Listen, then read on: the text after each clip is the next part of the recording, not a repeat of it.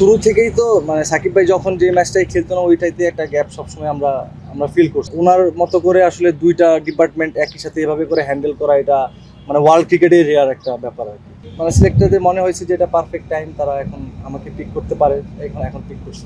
মোশাররফ ভাই, আগের নির্বাচক যিনি ছিলেন তিনি কিন্তু এক প্রকার ঘোষণাই দিয়ে ফেলেছিলেন যে আসলে মেহেদী হাসান মিরাজ যতদিন আছেন ততদিন আসলে আপনার জায়গাটা পাওয়াটা কঠিন। পারবেন না অন্য কিছু বলি সেই জায়গা থেকে আসলে নিজেকে ফেরানোর চ্যালেঞ্জটা কি আরো বেড়ে গেল কিনা এমন কথার পরে?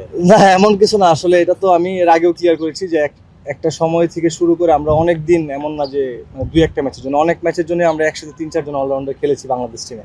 সো সেইটা আসলে মানে আমি আসলে বিষয়টা একটু হতাশ ছিলাম, স্বাভাবিকভাবেই এটা যে কারো বেলায় হবে। সো ফাইনালি এখন যখন সেই অপরচুনিটি আসছে, আমি অবশ্যই চেষ্টা করব আমার সিলেক্টর থেকে শুরু করে সারা বাংলাদেশের মানুষ যেভাবে করে আমার উপর আস্থা রেখেছে সেটার প্রতিদান দেওয়ার। আমাদের হোয়াইট বল ক্রিকেটে এই মুহূর্তে সাকিব চলে যাওয়ার পর আমাদের একটা প্রপার অলরাউন্ডার নেই। সেই অভাবটা পূরণের নিশ্চয়ই আপনার উপর সেই প্রত্যাশা থাকবে। আপনি নিজেকে কিভাবে প্রস্তুত করবেন, বা নিশ্চয়ই আপনি সেই জায়গাটা নিতে চাইবেন। হ্যাঁ, আমাদের শুরু থেকেই তো মানে সাকিব ভাই যখন যে ম্যাচটাই খেলতো না ওইটাইতে একটা গ্যাপ সবসময় আমরা আমরা ফিল করছি আসলে। বাট এখনও সেই গ্যাপটা ফিল করা, এটার মানে আমার কাছে মনে হয় যে মেন রিজন হচ্ছে যখন সাকিব ভাই খেলে আপনি একটা এক্সট্রা ব্যাটসম্যান বা একটা এক্সট্রা বোলার আপনি খেলাইতে পারেন। উনি না থাকাতে এই অপরচুনিটি আমাদের জন্য কম। সো সেই ক্ষেত্রে যারা কিনা ওই রিপ্লেসমেন্টে যারা খেলতেছে তাদের জন্য প্রেশারটা অনেক বেশি, কারণ এটা আমাদের, আমি বলবো যে এটা আপনাদেরও একটু ইয়ে আছে যে আপনারা যখন মানে বলেন আর কি সাকিব ভাইয়ের সাথে অন্য একজনকে মিলাই ফেলতেছেন আসলে। সো সেইটা ঠিক কখনোই না, কারণ মানে ওনার মতো করে আসলে দুইটা ডিপার্টমেন্ট একই সাথে এভাবে করে হ্যান্ডেল করা এটা মানে ওয়ার্ল্ড ক্রিকেটের রেয়ার একটা ব্যাপার আর কি।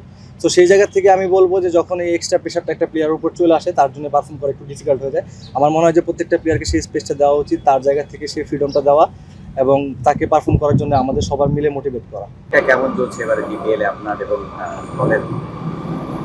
না দেখেন, আমরা প্রথম 2 ম্যাচ মানে হেরে যাওয়ার পরে তো একটা স্বাভাবিকভাবেই ব্যাক অফ দ্য মাইন্ডে কাজ করতেছিল যে আমরা টাইটেল থেকে একটু পিছনের দিকে আছি। সো ওই সময়তে মোহামেডান একটানা ওরা সব ম্যাচ জিততেছিল। তো যখন প্রাইম ব্যাংক একটা ম্যাচ জিতলো মোহামেডানের সাথে, তখন আমাদের টার্গেট ছিল যে আমরা যদি প্রাইম ব্যাংককে হারাইতে পারি আমাদের জন্য একটা অপরচুনিটি ক্রিয়েট হবে। যদি শেষ ম্যাচ পর্যন্ত আমরা জিততে পারি, মোহামেডান আবাহনীর মধ্যে যে জিতবে হয়তো বা সে চ্যাম্পিয়ন হবে। সো এই অনেক কিছু ইকুয়েশন আছে এখানে, আমরা এগুলো নিয়ে অনেক কিছু চিন্তা করেছি। বাট এখন যদি আমরা পরের 2টা ম্যাচ জিততে পারি এবং তারপর আমাদের মোহামেডানের সাথে খেলা আছে, তারাও শক্ত প্রতিপক্ষ, তারাও এই টুর্নামেন্টে দারুণ খেলতেছে। সো সব মিলে আমার কাছে মনে হয় যে যদি আমরা আমাদের যে প্রসেস সেটা মেনটেন করে আমরা নেক্সট 2টা ম্যাচ জিততে পারি, ইউনিভার্নো ফাইনাল ম্যাচে আসলে কি হয়। সো সেটা অলিখিত ফাইনাল হবে আমি আশা করতেছি, এবং তার আগে আমাদের নেক্সট 2টা ম্যাচ আমাদের জিততে হবে। একটু অন্য প্রসঙ্গে আসি। আপনি জাতীয় দলে কামব্যাক করলেন একটা লম্বা বিরতির পর। অবশ্যই নিশ্চয়ই আপনার অনুভূতিটা জানাবেন, এবং এই ফেরার প্রক্রিয়াটা নিশ্চয়ই অনেক কষ্ট করতে হয়েছে। না, তা তো অবশ্যই। দেখেন, আমাদের তো মানে স্ট্রাকচার যেটা বলেন যে আমাদের ডোমেস্টিক ক্রিকেটেই একমাত্র ওয়ে যেখানে কিনা আপনি ভালো খেললে আপনি মানে সিলেক্টরদের গুড বুকে আসতে পারেন। সো এইটা ছাড়া তো আমাদের অন্য কোনো ওয়ে নাই। সো সেইখানে যখন খেলতেছিলাম চেষ্টা করতেছিলাম যত কনসিস্টেন্ট খেলা যায় এবং যত সময় ধরে কনসিস্টেন্ট খেলা যায় আর কি। সো আমার মনে হয় যে সেইটা ভালো করার পরেই এই অপরচুনিটিটা আসছে, এবং সেটা আমি অবশ্যই চাইবো যতদিন আমি মানে আমার ক্যারিয়ার থাকবে ততদিন পর্যন্ত যেন আমি ন্যাশনাল টিমের জন্যই খেলতে পারি। আমি যদি প্রিমিয়ার লিগের কথাই বলি, আপনি হাইস্ট উইকেট টেকারের মধ্যেও থাকেন এবং রানও আপনার সবসময় প্রতি সিজনেই ভালো থাকে। সেক্ষেত্রে আপনার প্রত্যাবর্তনটা একটু বেশি সময় লেগে গেল কিনা এটা মনে করেন? না, এইভাবে আমি আসলে কখনোই মনে করি নাই, কারণ যেহেতু আসলে আপনি বললেন যে অনেক দিন পর, আসলে সব মিলে প্রায় অলমোস্ট 4 বছর। সো সেইটা তো অনেক দিন ওয়েট করা লাগছে, এবং যেখানে খেলছি ভালো খেলতে হয়েছে, তারপর আসলে এই অপরচুনিটির জন্য ওয়েট করা এবং অপরচুনিটি ফাইনালি আসা।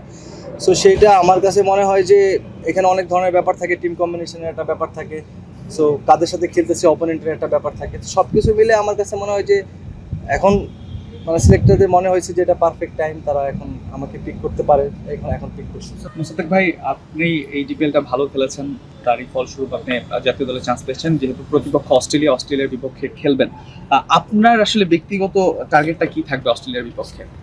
টার্গেটটা আসলে দেখেন, বিষয়টা তো আমার কাছে মনে হয় যে সুমন ভাই কালকে খুব ভালোভাবেই ক্লিয়ার করেছে যে আসলে আমার রোলটা কি হবে। সো সেই জায়গাতে যদি আমার অপরচুনিটি আসে, আমার জায়গা থেকে আমি চেষ্টা করব যে যেহেতু 6-7-এ ব্যাটিং করতে হবে এবং টিমের দরকারের জন্য 5-6 ওভার হয়তো বোলিং করা লাগতে পারে। সো আমার যে ছোট ছোট রোলগুলো সেইগুলো আমি চেষ্টা করব ফুলফিল করার, কারণ এইখানে যারা 6-7-এ ব্যাটিং করে মানে আমার কাছে মনে হয় না তাদের স্ট্যাটস থেকে শুরু করে অনেক লম্বা কোনো কিছু থাকে। সো সেই ক্ষেত্রে আমার কাছে মনে হয় যে এখানে ইম্প্যাক্টটাই খুব বেশি ইম্পর্টেন্ট। সো আমি সেটা চেষ্টা করব যে যদি আমার অপরচুনিটি আসে আমি সেই ইম্প্যাক্টটা রাখার চেষ্টা করব। মোতাবেক ভাই, অস্ট্রেলিয়া টিম তো আসলে এটা বড় দিন পর আসতেছে, প্রায় 15 বছর পর আমাদের এখানে খেলবে আর তারা আসলে ওয়ানডে। কি মনে করছেন যে আসলে সিরিজটা কেমন যেতে পারে? কারণ বিপিএল তো আমাদের বেশ ভালোই দেখলাম যে বড় রান হয়েছে, করার চেষ্টা করেছে সবাই। সে জায়গা থেকে কেমন যেতে পারে সিরিজটা?